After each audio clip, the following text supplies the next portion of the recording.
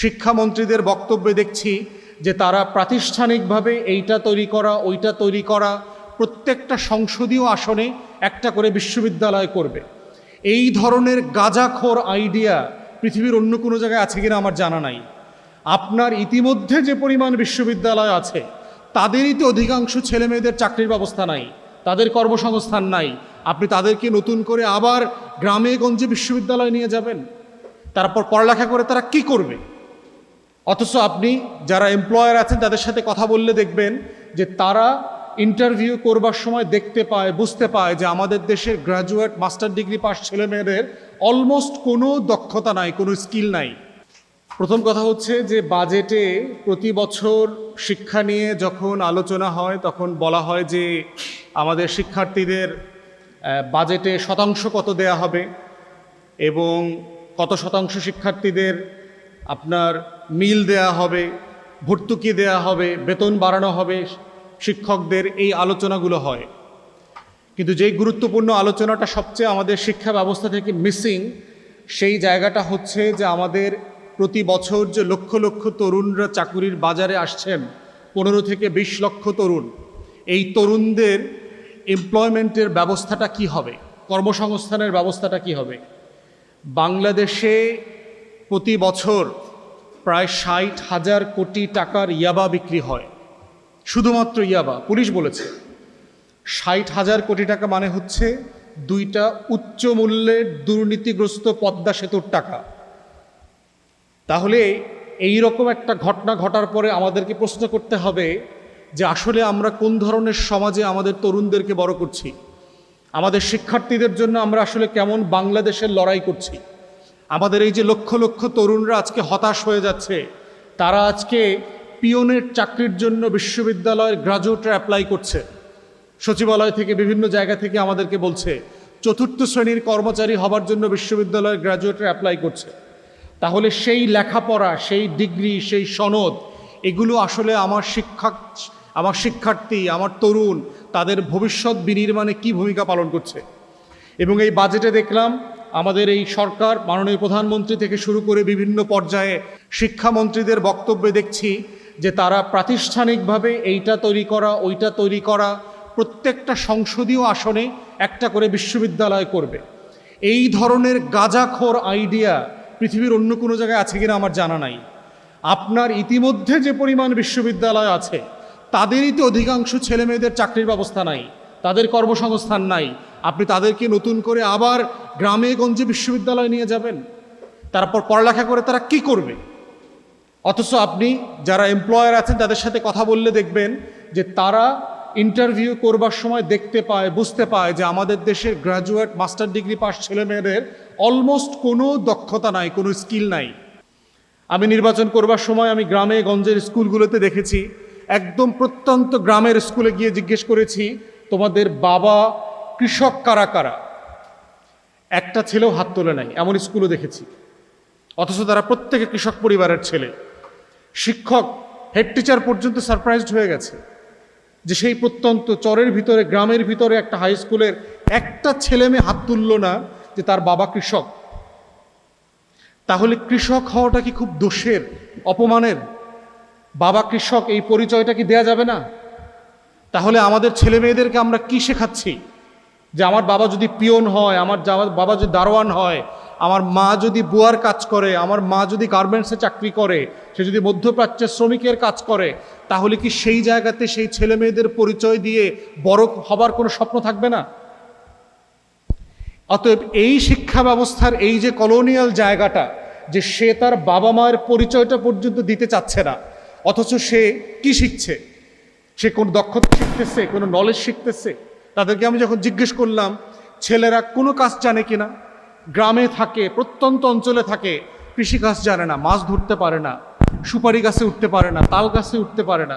আমাদের ছোটবেলায় আমরা সুপারি চুরি করে উঠছি, নারিকেল চুরি করে খাইছি, অমুক বাড়ির পেয়ারা গাছে উঠছি, কিন্তু লেখাপড়াও তো করেছি।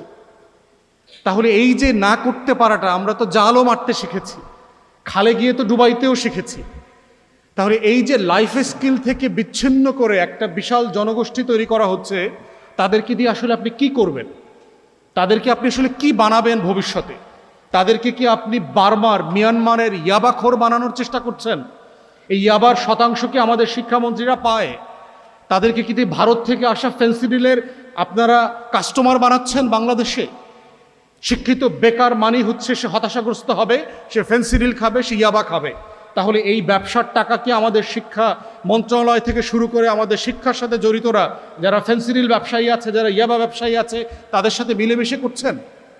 তাহলে এই শিক্ষা ব্যবস্থার মধ্যে আমরা কোনো বাস্তবতা দেখতে পাচ্ছি না। আমরা ধারণা করেছিলাম যে একটা নতুন নির্বাচিত সরকার আসলে পরে এই দৃষ্টিভঙ্গিগুলোর মধ্যে পরিবর্তন আসবে। কি পরিবর্তন? মৌলিকভাবে আমরা যেগুলো প্রস্তাব করেছেন তার ভিতরে কোনো মৌলিক কাঠামোর পরিবর্তন দেখতে পাচ্ছি না। শুধুমাত্র প্রতিষ্ঠান বাড়াও, টাকা বাড়াও, বেতন বাড়াও, নতুন বিল্ডিং করো, ভবন করো, কিন্তু এর মধ্য দিয়ে এই তরুণীরা আসলে আগামী দিনে কি হয়ে উঠবে, কিভাবে তাদের ভবিষ্যৎ কেরিয়ার গড়বে, তার কোনো স্বপ্ন নাই। অতএব সেই জায়গায় বাংলাদেশ ছাত্রপক্ষের উপরে আজকের এই ঐতিহাসিক রেসপন্সিবিলিটি আছে বাংলাদেশ সরকারকে প্রশ্ন করা, জবাবদিহিতার মধ্যে আনা, যে তাদের ভবিষ্যতের জন্য, তাদের ভবিষ্যতের কেরিয়ার তৈরি করবার জন্য, হতাশাগ্রস্ত বাস্তবতা থেকে বেঁচে থাকার জন্য তারা আসলে কি প্রস্তাব করছে, কি আয়োজন করছে, এবং সেই আয়োজনের জন্য লড়াইটা করা, যেন তাদেরকে ফেন্সিডিল ইয়াবার মুখোমুখি না হতে হয়, তাদেরকে যেন একটা অনিশ্চিত ভবিষ্যতের দিকে যেতে না হয়। প্রথম মাস্টার্সের পরে আবার দ্বিতীয় মাস্টার্স পরে বাংলাদেশের ছেলেমেয়েরা একটা মাস্টার্সের পরে আবার দ্বিতীয় অনার্স করবার প্ল্যান করে, প্যারালালি দুইটা অনার্স কোর্স করতেছে, প্যারালালি লেখাপড়া শেষ করে আবার ট্রেনিং কোর্স করতেছে, আবার এমপ্লয়মেন্ট কাজ শেখার জন্য যুব যে মন্ত্রণালয় আছে সেখানকার ট্রেনিং কোর্সগুলো করতেছে। তাহলে আপনি এটা আগে শেখান নাই কেন? কারিগরিকে আপনি আলাদা কেন করলেন? আপনার লেখাপড়ার মেইন স্ট্রিমে কেন ছেলেমেয়েরা কারিগরি শিখছে না? তাহলে তারা ভবিষ্যতে কি করবে? তারা ভাষা শিখতেছে না, আইটি স্কিল শিখতেছে না। অতএব এই কাঠামোগত শিক্ষার যে সংগ্রাম এবং লড়াই, সেখানে আমরা বোধ করছি যারা আজকে শিক্ষার্থীরা আছেন তাদেরকে সিরিয়াসলি এটা মাথায় নিতে হবে। কারণ দিন শেষে এইটা তোমাদের লড়াই। রাষ্ট্রর কাছ থেকে তোমাদের হিস্সা যদি তোমরা বুঝে নিতে না পারো, এই রাষ্ট্র তোমাদেরকে হিস্সা দেবে না, এবং দেবে না যে সেটা বারবার প্রমাণিত হচ্ছে। এই জন্য এই সোনার বাংলায় বদিরা এমপি হয়, বড় বড় টাউট বাটপাররা মন্ত্রী হয়, ক্লাউন হয়। বাংলাদেশে ইউনিয়ন মন্ত্রীরা লিখে নিয়ে যাচ্ছে তাদের ছেলেদের নামে। কিরকম সোনার বাংলা তোমরা দেখছো না? ছেলের নামে। অতএব আগামী দিনে তোমরা যাদের বিয়ে শাদী করবা, কারা কোন বর্ডারে থাকতেছো তাদের পোলাপানের নাম ঠিক করে রাখবা এখন থেকে। কে কোন নদীর পাড়ে থাকো, কে কোন জেলায় থাকো, কে কোন জেলার কোন সীমান্তে থাকো, সেইটা মাথায় রেখে পোলাপানের নাম ঠিক করবা। ক্ষমতা নিয়েই এলাকার জেলার নাম বদলায় দিবা, উপজেলার নাম বদলায় দিবা, ইউনিয়নের নদীর নাম, মাছের নাম, হাড়ি পাতিল সব কিছুর নাম বদলায় দিবা, গাছের নাম বদলায় দিবা। বাংলাদেশের রাস্তাঘাট যা কিছু আছে, ফল টল সব বাংলাদেশের সব কিছুর নাম বদলায়া বিএনপি সরকারের এমপি মন্ত্রীদের নামে করার জন্য দাবি করছি আজকের এই প্রোগ্রাম থেকে আমরা। কারণ রাষ্ট্র নিয়ে তাদের মাথা ব্যথা নাই, তারা ইউনিয়ন ছেলের নামে দিয়ে দিতেছে, এলাকার নাম ছেলের বাপের নামে দিতেছে। তার কিন্তু একটা বউ আছে, মেয়ে আছে। আমরা দাবি করতেছি মাননীয় মন্ত্রীর বউর নামে জেলার নাম করা হোক, মেয়ের নামে আর একটা উপজেলার নাম করা হোক। এই উপজেলার নাম, জেলার নাম আমরা মানি না। এই হচ্ছে সোনার বাংলা, আমার বাপের দেশ। এই বাপের দেশ করতে গিয়া কিন্তু আওয়ামী লীগের শেখ হাসিনার পতন হয়েছে। মাননীয় মন্ত্রী মাথায় রাখেন, লাখো শহীদের রক্তে কেনা দেশটা কারো বাপের না। এটাই হলো ২৪-এর স্লোগান। দেশটা বাপের বানানোর চেষ্টা করবেন না, দেশটা যাদের তাদের হাতে দেশটা বুঝিয়ে দেন। এই একই মন্ত্রীর ছেলে বিনা ভোটে বিএনপির বাবার দোয়া ক্রিকেট বোর্ডের সদস্য পর্যন্ত পরিচালক হয়েছে, ২৪ ঘন্টা পরে আবার রিজাইন করছে। সে বুঝতে পারছে এত কাজ দায়িত্ব পালন করে বাবার ব্যবসা দেখা যাবে না। অতএব এই যে নেপোকিটসদের হাতে, সোনার বাংলার এই বনেদি পরিবারের হাতে, ছেলে মেয়েদের হাতে বাংলাদেশ বিক্রি করে দিচ্ছে। আর তোমরা যদি সেই রাষ্ট্রের হিস্সা বুঝে না নাও, সেই বাংলাদেশ তোমাদের হবে না।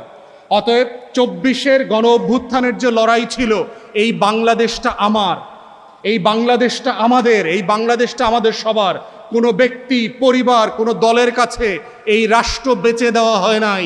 ২৪-এর আগেও দেওয়া হয় নাই, ২৪-এর পরেও কাউকে বেচে দেওয়া হবে না। অতএব এইটা মাথায় রেখেই হচ্ছে বাংলাদেশ ছাত্রপক্ষ এবং শিক্ষার্থীদেরকে আগামী দিনের ন্যায্য লড়াই করতে হবে বাংলাদেশটাকে বুঝে নেবার জন্য। এই রাষ্ট্রের সহায় সম্পত্তি, সীমান্ত, শিক্ষা, বাজেট সব কিছুর মালিকানা হচ্ছে এই রাষ্ট্রের তরুণদের, আগামী দিনের ভবিষ্যৎ প্রজন্মের, এবং এটার লড়াই করবার নেতৃত্ব দেওয়ার জন্য বাংলাদেশ ছাত্রপক্ষকে আহ্বান জানিয়ে আমার বক্তব্য এখানেই শেষ করছি। সবাইকে অসংখ্য ধন্যবাদ। আসসালামু আলাইকুম।